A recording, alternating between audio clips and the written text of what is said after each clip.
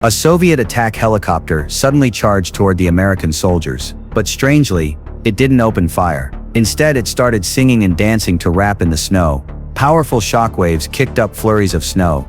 The gusts knocked the soldiers off balance, but none of them dared to complain. Watching the arrogant enemy aircraft, the American officer ordered his men to shoot it down.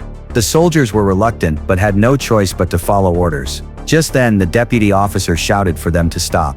He warned that starting a fight could lead to serious consequences, but the officer wouldn't listen at all.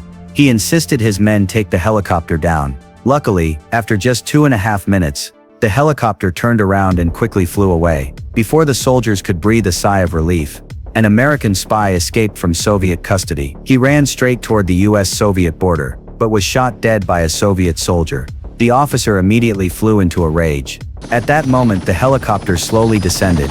As the doors opened, a Soviet commander jumped out. Tension rose the moment the two met, but the commander had no interest in arguing. He ordered his men to drag the spy's body away. This enraged the American officer, who pulled out his pistol. But the deputy officer quickly held him back. Just as things were about to spiral out of control, the Soviet commander stayed calm. He completely ignored the American's move. Without looking back, he walked toward the helicopter. But then the American officer bent down and picked up a snowball. Suddenly he threw it at the Soviet commander.